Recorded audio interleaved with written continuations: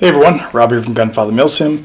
Today bringing you a follow-up review on the Idogear G3 combat pants.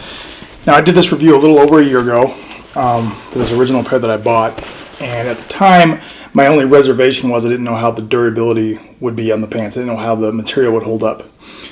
So I figured I'd do a follow-up review a year later after wearing these for training and various range days and simunitions and out on the field playing Airsoft. Generally about 5 days a month, pretty hard use. So, 60, I've worn these 60 times. And they've held up really well. There's a couple minor issues, but they're minor. First thing, I'm going to grab the new pair I have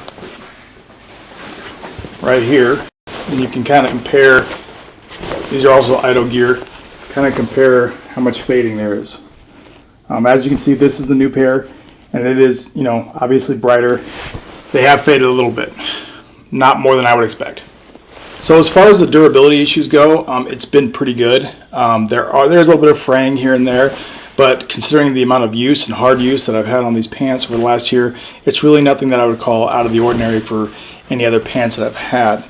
One issue I did have, like the main issue, is right here, right above where these knee inserts go. You can see some stitching right here where I repaired it. I noticed early on, in fact, in my original review, I mentioned it, there's a little bit of fraying going on there. I figured out what that was. Basically, inside that one upper pocket, there is a kind of a piece of bungee cord that when you pull up on it, it raises or lowers the knee. Well, that attaches right above the knee. And you can see right here where that point is. And over time, that just getting pulled on, it became detached. And I had to reattach it, I had to re-sew it. I have pretty amateur sewing skills, but even I can figure this out. Given the wear and tear, is it acceptable? Yeah, it's not the best, but I mean, what do you expect? They're knockoff pants, they cost $60. It was not a deal breaker for me. So much so I've actually bought several pairs since then. So here's the new pair I bought. Once again, Idogear G3s. These are a size larger than the last one I had, simply because although that size fit fine during the winter when I wear thermals, I need a little more room, so I got a size larger in this one. One thing on the size, look at the size chart carefully and order a size larger than you typically get. I typically wear large, so in these I get XLs and they fit.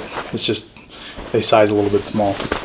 The only difference I noticed between this one and the last one is in the kind of stretchy part by the waist. You can see, so the original has this kind of smooth elastic fabric, and this one has kind of an accordion look.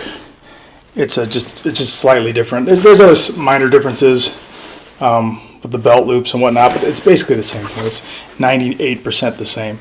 There are different generations of these pants. I found a graphic somewhere on the wilds of the internet explaining the differences between the generations, and there's been 3 generations thus far. But I can't find it again, otherwise I would post it here. But the changes were all relatively minor. This was actually one of the changes they mentioned. So this is the kind of the newer generation. It's probably because it's more durable. One of the other changes I noticed they made to this newer generation has to do with where that bungee attaches above the knee pad. I showed you earlier how that had become detached, and I had to re-sew it. On these, you'll see it's actually got a stronger attachment point. There's a lot more stitching here, and it's a lot better fabric they're holding that on. So they do learn from their mistakes and try to make these better as they go.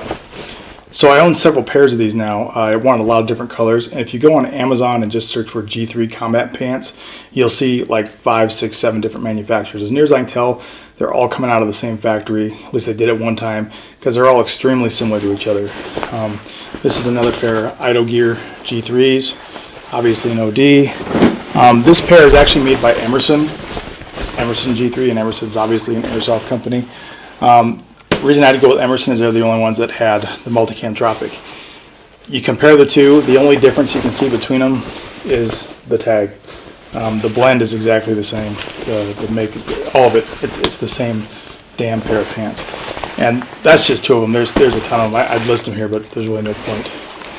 So that's all I got for the Idogear G3 pants. 1 year in review, hold up great.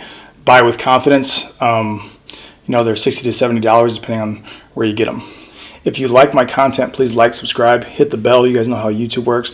Better yet, buy some merchandise off my website. Go to DaishowTactical.com. That's the company I established to help sell my gear, mostly tactical slings, bungee slings, but I got more stuff on the way. You can also buy Gunfather Milsim patches there in a variety of colors.